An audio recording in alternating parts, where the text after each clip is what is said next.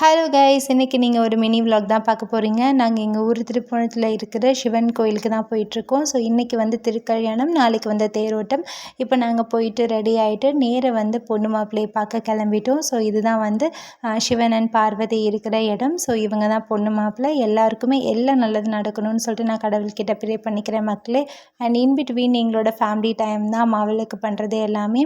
And இந்த ரதம், இந்த தேரில் தான் வந்து நாளைக்கு சிவனும் பார்வதியும் ஊர்வலம் வருவாங்க.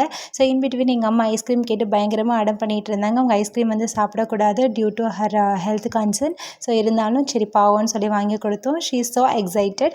ஸோ அப்படியே வீட்டுக்கு போயிட்டு மறுநாள் வந்து தேரோட்டத்துக்கு ரெடி ஆகிட்டோம்.